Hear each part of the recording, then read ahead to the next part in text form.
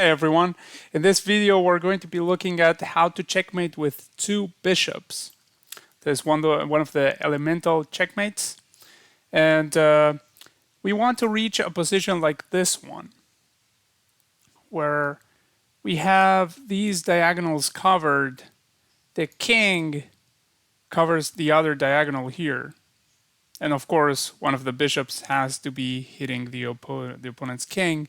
Otherwise, that would be stalemate if they didn't have any moves. And be very careful about stalemate in this endgame, because it's very easy. Unlike with a rook, in which you can find if you're doing the checkmate with rook or with a queen, there are some situations where you stalemate. But it's a lot easier, in my opinion, to stalemate in this endgame than in those other two. So let's take a look at how to do this. We begin from this position here. We bring the king. We're going to, in order to deliver this checkmate, we have to have the opponent's king in the corner. He has to be in the corner, not just on the edge, but in the corner. That's the only way to do it. So when we begin, we want to drive the enemy king into the corner, and we need all our guns to do that. We need both bishops and the king. So we go here. I put some color here to show you how the bishops control squares. They are controlling the blue squares here are controlled by the light squared bishop, the red ones by the dark squared bishop, and I also included some key square controlled by the king, how he also is putting pressure on the opponent's king. So as you can see, the middle of the board is denied from the opponent's king. We're trying to force that king to the edge and to the corner. He goes here. Then we bring the bishop like this, still controlling more squares. Bring the king. Little by little, you can see from the colors of the squares how we are controlling so much space that we are restricting further and further the king. The bishops are like scissors that are cutting all across the board, so that the king gets less and less space. It's sort of like the box method, if you saw that in the rook endgame or the queen endgame. So you're controlling space. That's a common theme here. And in this case, it's not a box. It's like this area that's also created by our pieces. Keep pushing further and further. Here, we can't make progress, can we? Like the king, if we move anything, actually our pieces right now are perfectly placed. We want the king to go to the edge and then into a corner. So actually what we do is we make a passing move. A move like this. We move the bishop a little bit. And that doesn't affect anything. And then it's our opponent's turn. That's called losing a tempo in chess. So you lose time in order for the opponent to do something. Now they went into the edge like we want. We restrict even more the space. Now they have only one move, only king g8 available, as you can see. Now, very important here. I told you to be careful about stalemate. If you here move the king to this square, then it's stalemate. That's very tragic, because you're about to win and then all of a sudden you throw your win and you make a draw when you have the right amount of material, and also you've made a lot of progress already. So here it would be advisable to do something else, obviously. If you do that, then you're blundering terribly. So instead of that, we move the king a little bit, because we need to reposition our king. Remember the final position. We need to position the king in another square. We need to bring him to aid in that corner to control squares. We go here. Notice that we are taking away one of the squares for the king to get away. But also we are making progress getting to the squares we want to get to. Here the king goes to f6. And now the opponent's king can try to run away by going to f8, and then if we move our king, then he can try to sneak in and get away through e7, something like this, right? Because we're not controlling those squares with a bishop. And that's what he's setting himself to do. However, we bring the bishop here, and we control everything in time, and we can still move our king because we want to move our king to position him properly for the mate. This also keeps the same plans in mind. We move the bishop, we allow the king in, we get the king in. Now the king is totally cornered. It doesn't matter that we're blocking the light squared bishop right now. That doesn't matter. The king is covering everything. Now the king goes here, and we deliver the final touch. So here, as you can see, the king is cut off from those dark squares by the dark squared bishop. So he can't run away this way. That's impossible. And also, he only has this square to go to, the h8 square. So right now, if we go here with a bishop, we're cutting everything except for that h8 square. And then when we go here, that's sort of like what you do with a ladder mate, if you know that.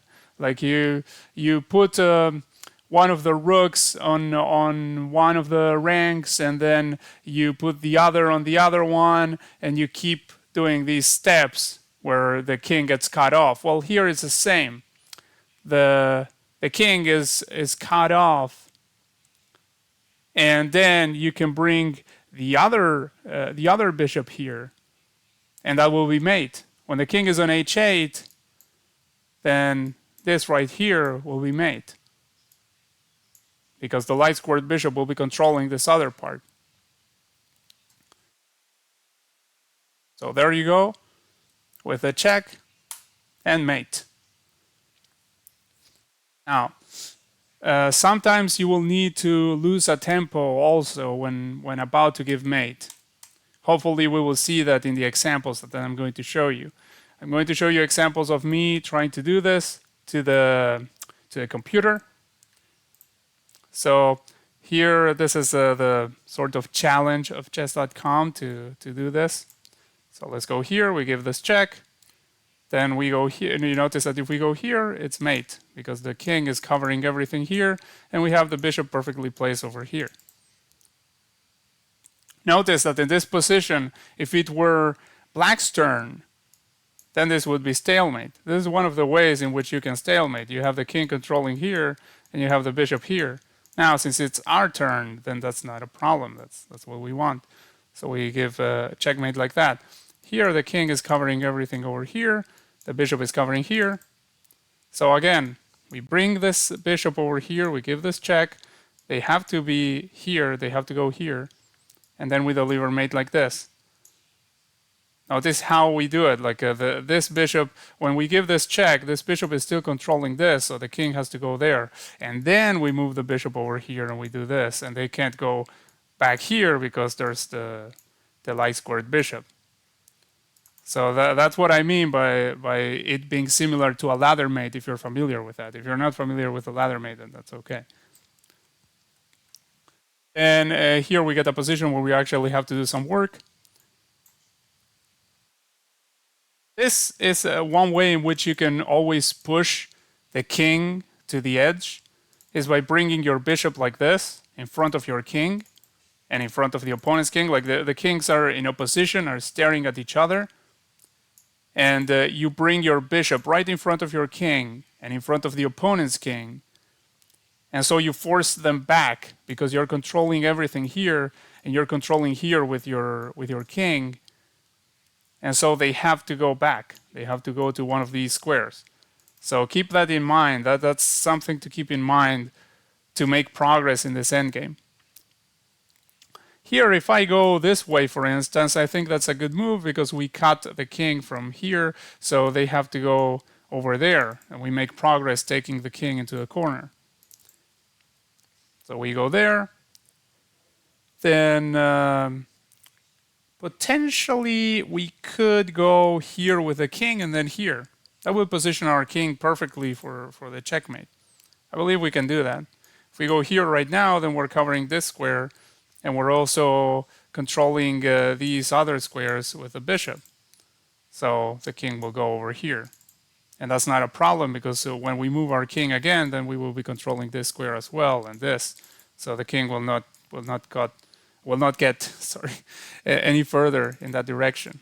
So we go over here, and we are right on time with controlling over there. And okay, so after this, we want to cut the square from the king so that he continues to go into a corner. This is very important. So we go here, we control this square. You notice that? And we control all of this too. So he has to go here because we have the king over here too, so he can't get away over there. So we go here and we make progress. Now we go here, we do the same thing.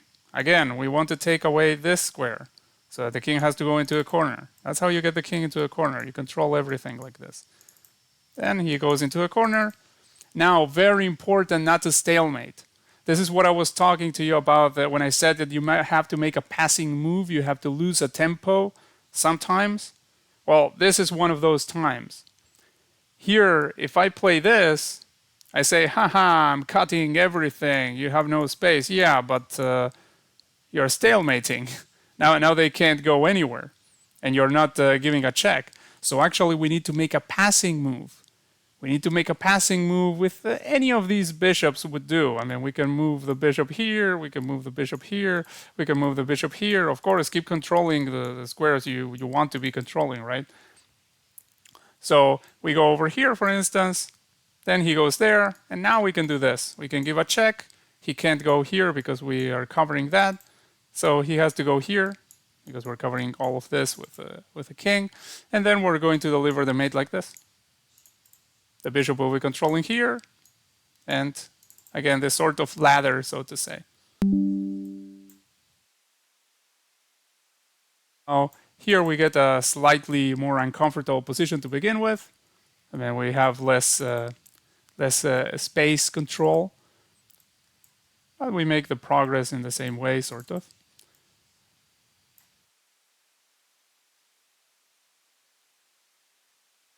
Notice that when you have the bishops like this, they are controlling a lot of squares. I like putting my bishops side by side when I'm trying to push the enemy king into the edge of the board. Because here we control so much space, we are making the king stay inside of that space. You see? He has to stay in there. The bishops together, they control a lot of space. Of course, be careful that the king can't approach the bishops. I mean, if you're able to get this set up with the two bishops like this away from the king, so that neither of them can get taken, then you know that that the king will not be able to approach the bishops afterwards. So you can leave them like this, and you know the king will not approach. So meanwhile, you can move your king. You can approach your king because you're going to need him.